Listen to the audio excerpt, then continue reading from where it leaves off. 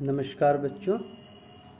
आज हम अपने टॉपिक में जो objects of approval, licensing, registration of factories के विषय में पढ़ेंगे, जो हमारा टॉपिक है। लेकिन उसके पहले थोड़ा सा हम ये समझेंगे कि कौन से कारखाने हैं और कौन से कारखाने नहीं हैं, जिसे हम कारखाने कहेंगे और जिसे हम कारखाने नहीं कहेंगे। जैसे नगर पालिका या निगम का वाटर वर्क्स जो होता है वो संस्था कारखाने के हेड में आ जाएंगे। रेलवे वर्क्स ऑफ आ जाएगा, नगर पालिका या बिजली निगम विभाग आ जाएगा,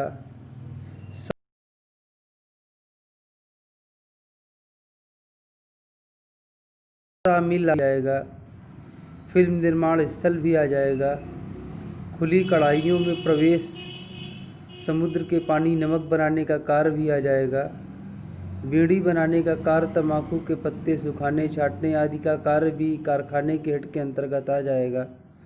मूंगफली के छिलके उतारने की प्रक्रिया भी जो है कारखाने के सीरीज में ही आएगी। अब हम बात करेंगे ठीक इसी तरीके से हमारा जो मेन प्रोसेस है, जो कारखाने के सीरीज में नहीं आएंगे, जो कारखाने हैं लेकिन कारखाने के सीरीज में नहीं आएंगे। रसोई घर, भोजनालय, उपहार गृह, होटल, सशस्त्र सेना चलित इकाई, खाद्यान्न, रेलवे, रनिंग शेड, फिल्म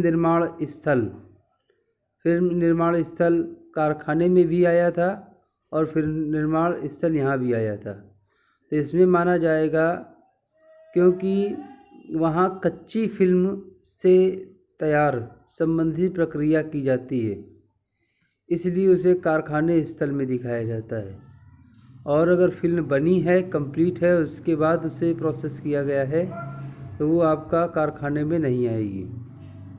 तो इस तरह की कुछ चीज़ें कारखाने में आ जाती हैं और कारखाने में नहीं आती हैं।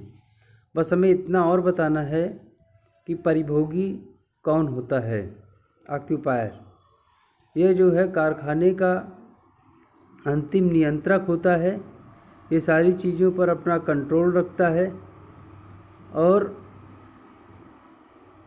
प्रमोटर्स की अनुपस्थित में इसे ही सारे डिसीजन लेने होते हैं और यह ही सारी चीज़ों की वैध कार्यों को करने के लिए लायबल होता है। और जितने भी वैध कार्य हैं वो इसी के द्वारा किए जाते हैं। इसे हम परिभोगी कहते हैं। परिभोगी के बाद जो कभी कभी क्या होता है कि कारखाना एक होता है लेकिन उसकी वर्किंग दो जगह होती है। इस सेक्शन 4 में माना जाता है कि विभिन्न विभागों में पृथक कारखाने, जैसे कोकोनट ऑयल है, गरी दूसरी जगह क्लीन की जाती है और बेलर।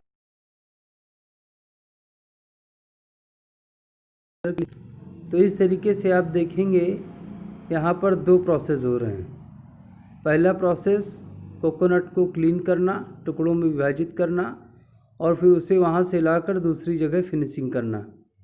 तो इस तरीके से यहाँ पर अगर कारखाना अलग दो जगह कार्य हो रहा है तो उसे हम लोग दो कारखाने मानेंगे। लेकिन एप्लीकेशन देकर सेक्शन 4 में एप्लीकेशन देकर, प्रार्थना पत्र देकर, जिसका उल्लेख प्रार्थना पत्र में करना है और उसे एक ही कारखाना माना जाए।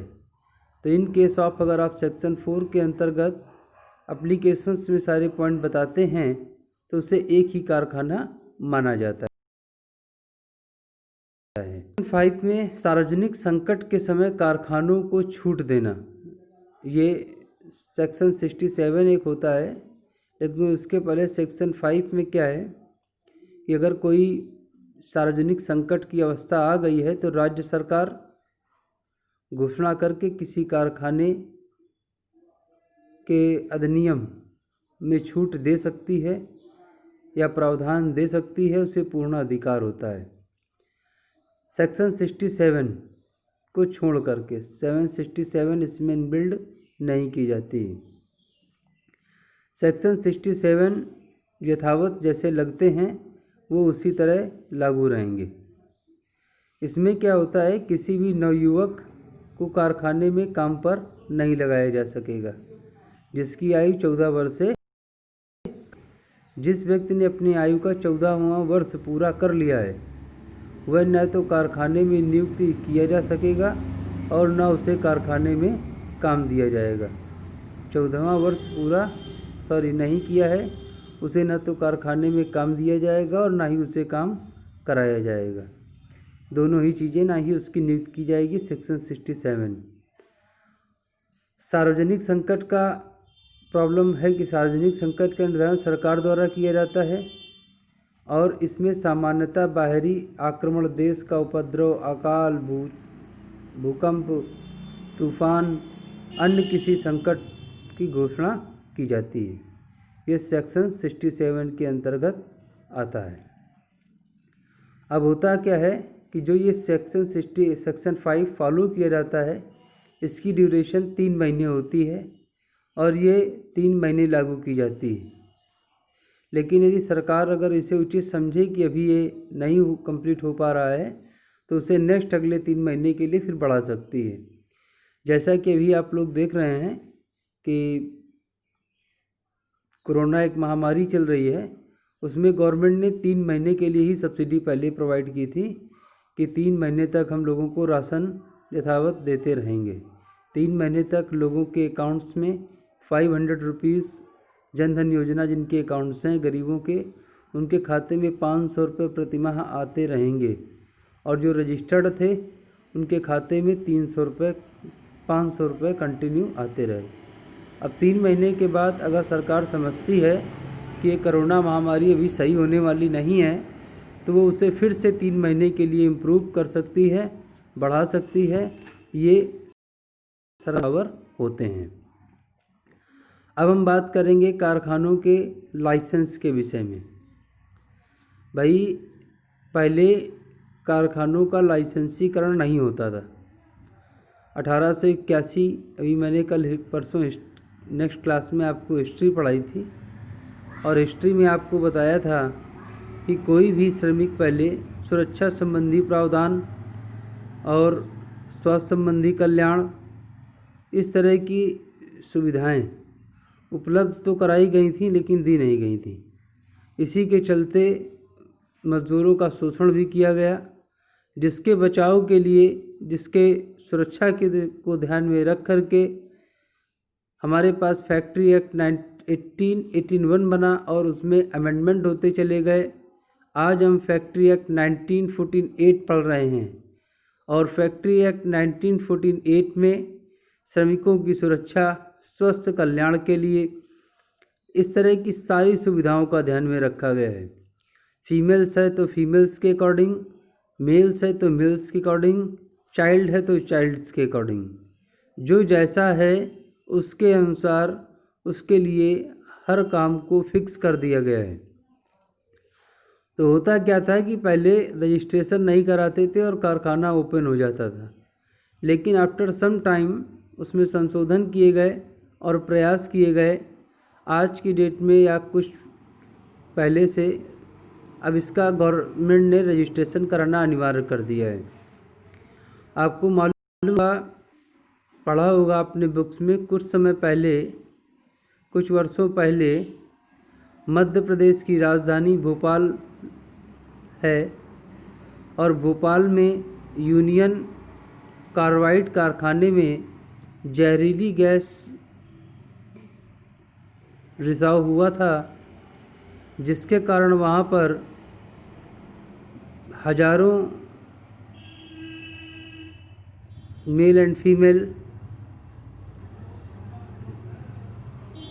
क्षतिग्रस्त हो गए थे, बीमार हो गए थे और कुछ की डेथ भी हो गई थी।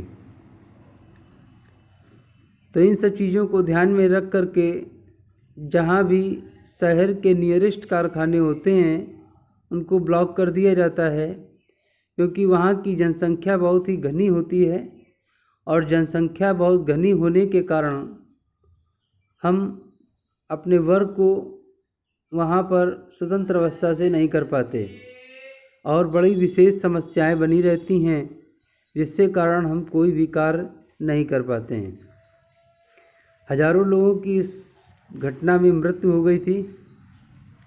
तब से गवर्नमेंट ने शहर के नज़दीक में लगाने के लिए मना कर दिया कि यहाँ पर शहर के नज़दीक आप कारखाने को स्थापित नहीं कर सकते हैं या स्थापित करने की अनुमति नहीं दी गई। और इसकी अनुमति पंजीकृत के मुख्य उद्देश्य निम्नलिखित हैं, यानी कि जो पंजीकृत कराने के कारखाने को पंजीकृत कराने का कार्य था वो निम्नलिखित किया गया। देश में इसका प्रमुख उद्देश्य देश में संतुलित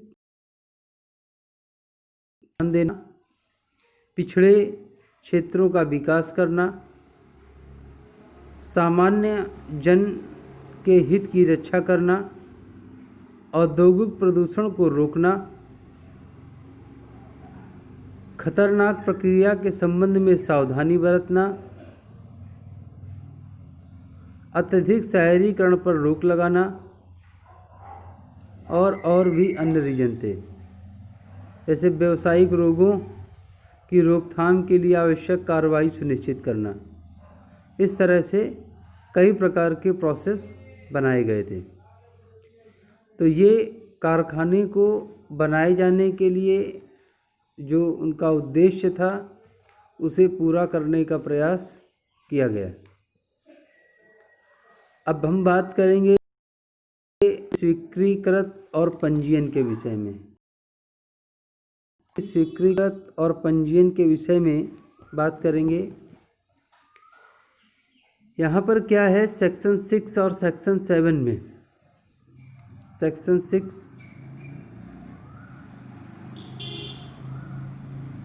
6 और सेक्शन 7। तो हम पहले बात करेंगे approval and registration, section 6 and section 7 state government के विषय में।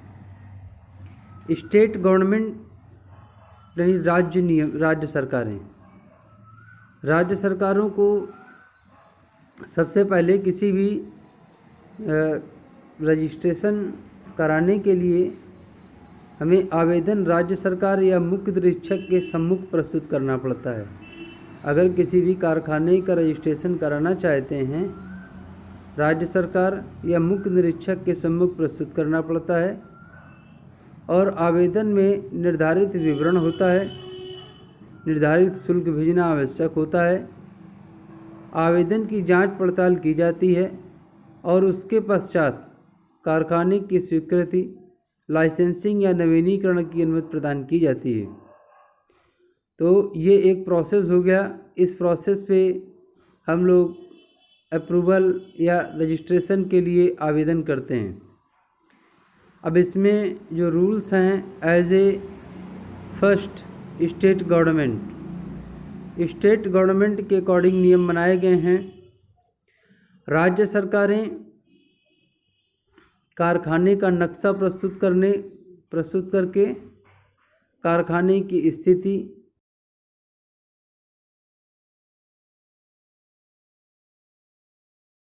के लिए नवीनीकरण के लिए शुल्क, देय शुल्क का निर्धारण के संबंध में, शुल्क निर्धारित करने के संबंध में रूल एंड रेगुलेशन तैयार कर सकती हैं। ठीक उसी तरीके से अगला मुख्य घटक आता है या मुख्य पार्ट आता है आपका परिभोगी द्वारा सूचना देना, नोटिस बाय ऑक्यूपायर। सेक्शन 7 के अंतर्गत परिभोगी किसी परिवार के कारखाने के रूप में उपयोग करने में कम से कम 15 दिन पूर्व निरीक्षक को लिखित रूप से इन्फॉर्म करेगा, नोटिस देगा। जब तक यह सूचना नहीं दी गई हो तब तक वह लाइसेंस जारी नहीं किया जाएगा, ना ही उसका नवीनीकरण हो सकेगा उसका में देखें, अगर उसके विस्तृत विवरण में देखें तो जो परिभोगी होता है उस परिभोगी को 15 दिन के अंदर इन्फॉर्म करना होता है कि हमने इतने व्यक्तियों के साथ, इतने लोगों के साथ और इस विषय वस्तु पर कार्य करने के उद्देश्य से एकत्र हुए हैं और हम सब का उद्देश्य लाभ कमाना है। लाभ के साथ समाज सेवा भी करना है, क्योंकि लाभ कमाना और समाज सेवा करना दोनों एक ही अंग हैं, एक दूसरे के संपूरक हैं, एक दूसरे से एडेड हैं।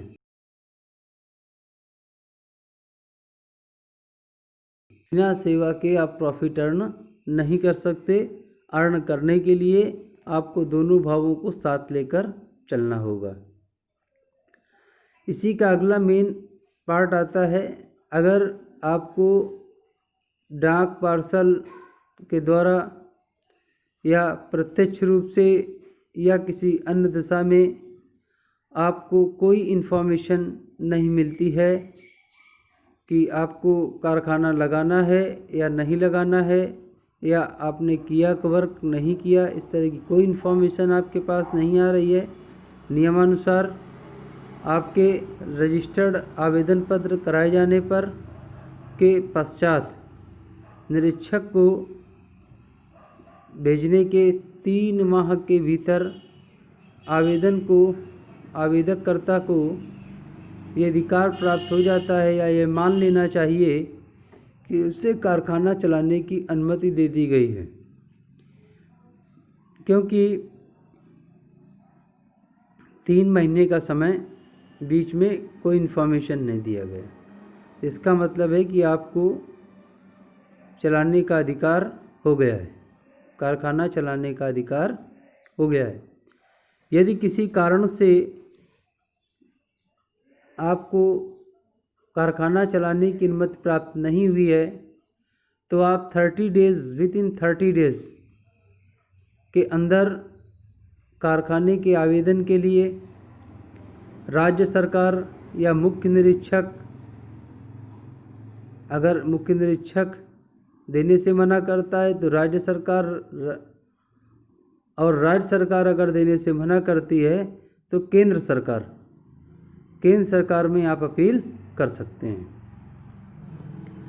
अब इंफॉर्मेशन के लिए जो परिभोगी होता है, एक्युपायर होता है, इसे क्या क्या इन्फॉर्मेशन देनी होती है।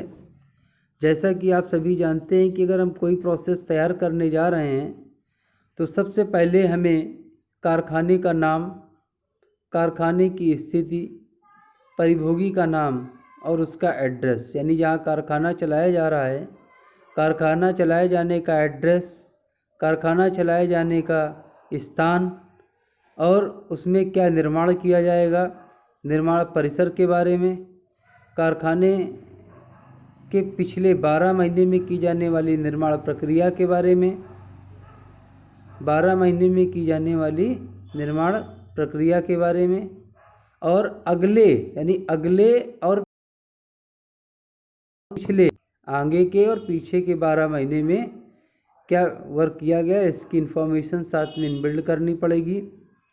कारखाने के प्रबंधक का क्या नाम है, कारखाने में नियुक्त किए जाने वाले श्रमिक की संभावनाएं कितनी हैं, और इस अधिनियम के क्षेत्राधिकार में प्रथम बार आने वाले कारखाने की जो इन्फॉर्मेशंस हैं वो विद इन 30 डेज़, 30 दिन के अंदर मुख्य निरीक्षक को भेजेगा।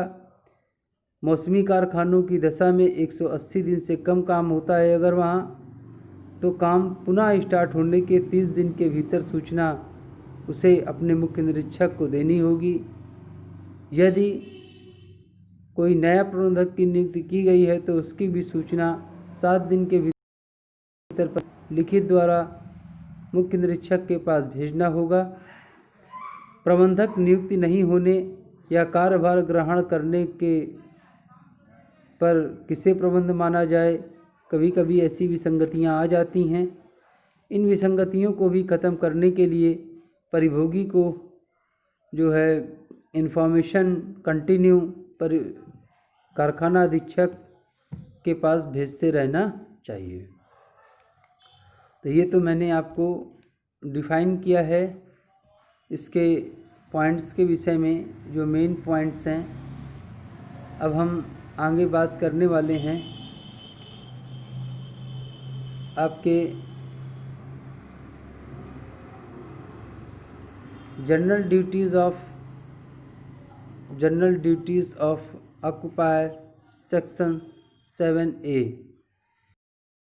योगी की जनरल ड्यूटीज़ क्या क्या अभी मैंने बताया है। 7A आपको पीछे मैंने जो इन्फॉर्म किया था, contents of written notice to be send by occupier, यानी कि परिभोगी द्वारा कौन कौन सी लिखित सूचनाएं देना अनिवार्य है।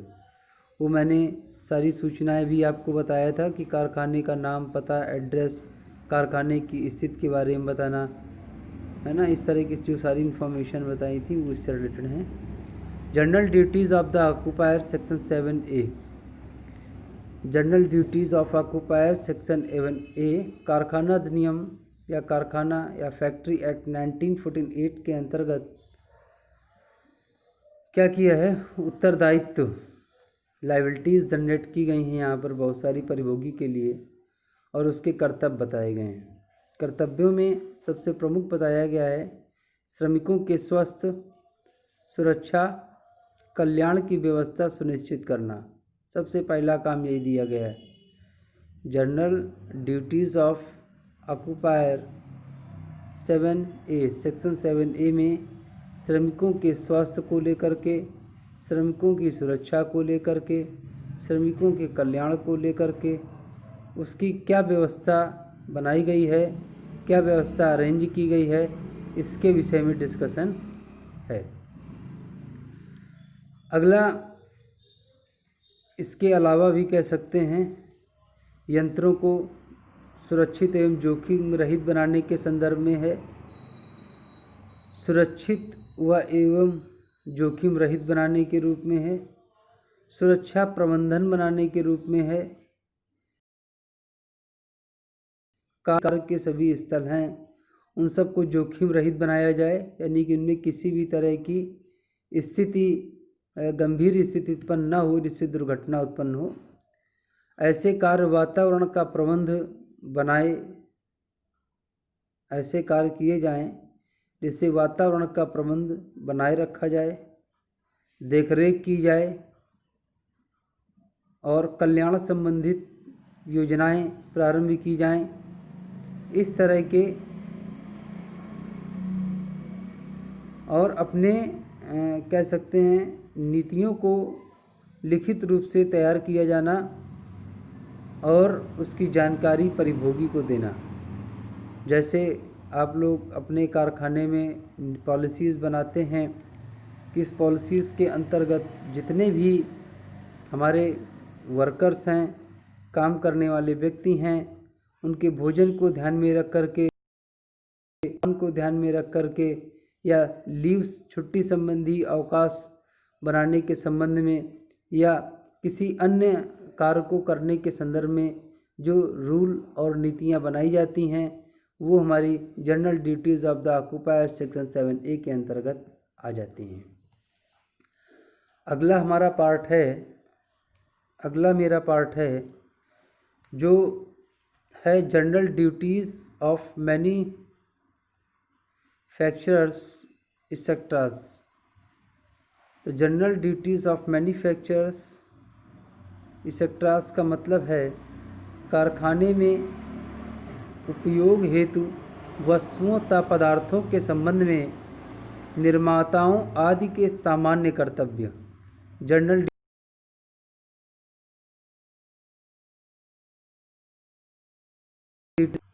यहाँ पर आप सभी लोग जानते हैं इस धारा के अंतर्गत सबसे जो इम्पोर्टेंट है सेक्शन 7B जनरल ड्यूटीज़, जो जनरल ड्यूटी हैं वो हमें पढ़नी हैं, मैन्युफैक्चरर से रिलेटेड हैं। तो जब मैन्युफैक्चर से रिलेटेड हैं तो यहाँ पर हमें देखना पड़ेगा डिजाइनर, निर्माता, आयातकर्ता, सप्लायर के क्या कर्तव्य हैं। क्योंकि जो गुड्स को सप्लाई करता है, जो निर्माता है यानी प्रोडक्शन को मेंटेन करता है, बनाता है, वस्तुओं के संबंध में कर्तव्य करता है, स्वास्थ्य के लिए जोखिम रहित कार्यों को बनाने का कार्य करता है, इसके कर्तव्य होते हैं।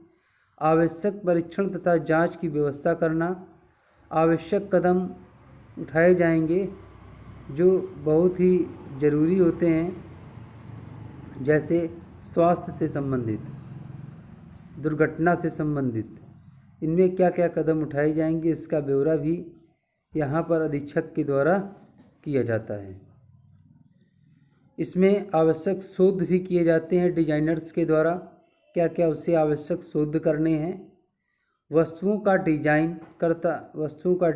करता या निर्माता को शोध भी करने होते हैं कि व्यक्ति की आवश्यकता क्या है, व्यक्ति उसे किस तरीके से डिमांड कर रहा है, व्यक्ति की मांग क्या है।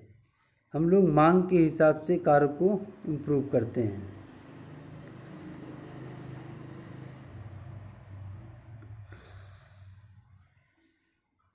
इसमें जोखिम रहित होने के लिए वचन देता है कि मैं ऐसा कोई भी कार्य नहीं करूँगा जिससे आपको जोखिम होगा या श्रमिकों को कोई भी जोखिम हो। निरीक्षण तथा प्रमाणित करने वाले अधिकारियों को भी नियुक्ति की जाती है, जिनके माध्यम से होने वाले श्रमिकों की दशाओं को सुधार किया जा सके। जो श्रमिकों की दशाएं विचलित हैं, निम्न दशाओं में हैं, उनको सूचनाएं नहीं प्राप्त हो पाती, इलिटरेट हैं, पढ़े लिखे नहीं हैं, जिससे कारण वो नोटिस नहीं पढ़ पाते हैं, या इस तरह की बहुत सारी समस्याएं हैं जिनकी उनको जानकारी नहीं है, या वो व्यवसाय करने में श्रमिक कार्य करने में कमज़ोर है या मानसिक, शारीरिक, आर्थिक स्थिति से कमज़ोर है। इस तरह की तमाम समस्याएं हैं जिसमें कुशल कारीगर होने के बावजूद भी कार्य करने में सक्षम नहीं हैं या पूर्णतः या कहीं कोई त्रुटि होती है। तो इस तरह की समस्याओं को कंट्रोलिंग करने के लिए निरीक्षकों की नियुक्ति भी की जाती है।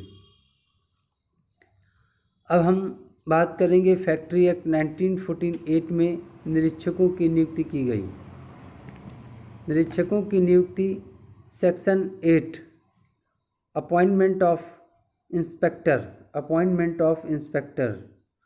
तो अपॉइंटमेंट ऑफ इंस्पेक्टर जो किया गया है वो आपका सेक्शन 8 के धारा 8 के अंतर्गत किया गया है। इसमें क्या है कि राज्य सरकार ऑफिशियल गज़ेटी में घोषणा करके ऐसी व्यक्तियों को कारखाना निरीक्षक नियुक्त कर सकती है जो निर्धारित रूल के अकॉर्डिंग अपनी योग्यताएं रखते हैं, और ये कार्यक्षेत्र भी राज्य सरकार ही नियुक्त करती है।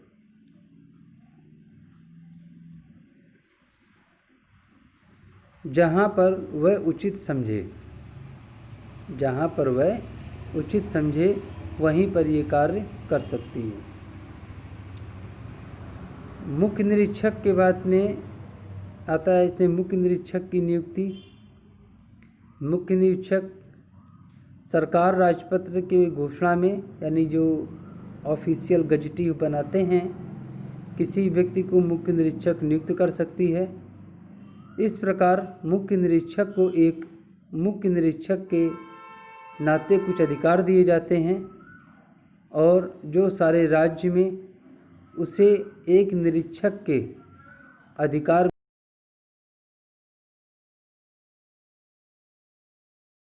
भी प्राप्त के किसी भी संस्थान की वह निरीक्षक की भांति जांच कर सकता है।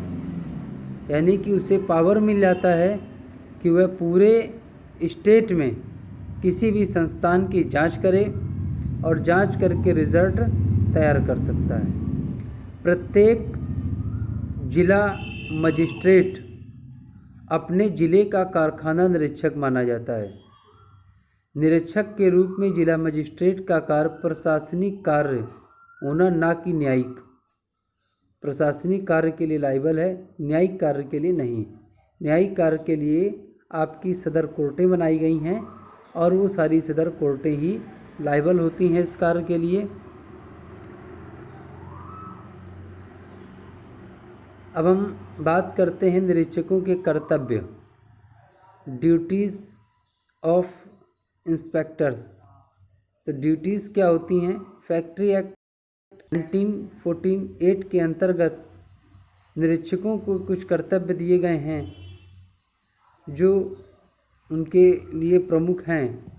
वो जो उनके प्रमुख कर्तव्य हैं वो यह है, नंबर 1, जनसेवक के रूप में कार्य करना, निष्पक्ष तथा न्यायिकशील रहना, कारखाने, भवन, यंत्र और अन्य बातों पर समय समय पर निरीक्षण करना, घटना स्थल पर जाकर संबंधित व्यक्तियों के बयान लेना, निर्देश जारी करना तथा प्रदत्त सुविधाओं की सुरक्षा और व्यवस्थाओं की पर्याप्त जांच करना और उससे संबंधित कल्याण संबंधित सारे कार्यों पर अच्छे से जांच करना और अन्य भी अधिकार इन्हें प्रोवाइड किए गए हैं।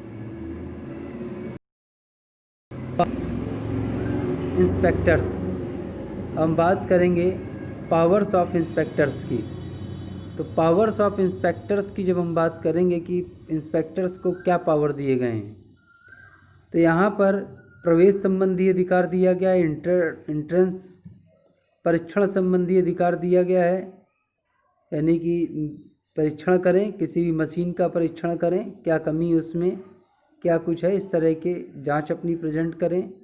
निरीक्षण संबंधी अधिकार हो गया, परीक्षण संबंधी अधिकार हो गया, बयान लेने का अधिकार हो गया। यहाँ पर एक बात आपको बता दूँ, भारतीय संविधान के अनुच्छेद 20 सबसेक्शन 3 में अंतर्गत भारतीयों को यह मौलिक अधिकार प्राप्त है कि राज्य किसी भी व्यक्ति को ऐसा बयान देने के लिए विवश नहीं कर सकता जिससे वह अपराधी घोषित होता हो। कोई भी अनुच्छेद 20 सबसेक्शन 3 के अंतर्गत कोई भी ऐसा बयान देने के लिए लायबल नहीं कर सकते हैं कि वह अपराधी घोषित होता हो, कि वह स्वयं अपराधी घोषित हो जाए।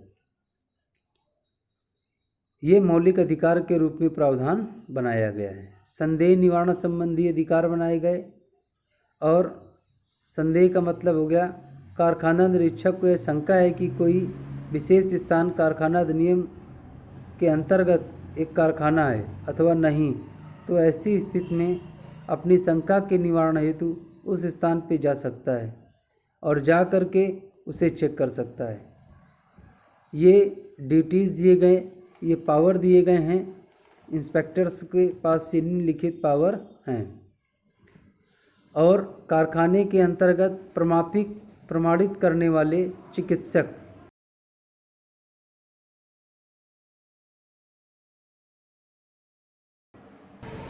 यानी कि ऐसे सर्जन नियुक्त किए गए जो मुख्य निरीक्षक की अनुमति से जो श्रमिकों का इलाज करेंगे और उनके सर्टिफाइड पेपर तैयार करेंगे कि हाँ ये नियुक्ति अब ठीक है। उसका परीक्षण करेंगे, मेडिकल संबंधी जांच करेंगे, देखेंगे कि हाँ अब ठीक है, इसे किसी प्रकार की कोई समस्या नहीं है, इसे कोई आपत्ति नहीं है, अब ये आसानी से काम कर सकता है। और कुछ श्रमिक भारी आवाज़ वाले और भारी आवाज़ वाले और खतरनाक यंत्रों पर बैठ के कार्य करते हैं, जिसके कारण उसे बड़ी समस्याओं का सामना करना पड़ता है। तो ऐसी दशा में हर महीने उन लोगों की जांच करके एक रिपोर्ट पत्रक तैयार किया जाता है और उस रिपोर्ट पत्रक को स्टोर करके रखा जाता है, जिससे उससे किसी प्रकार की कोई दिक्कत ना हो।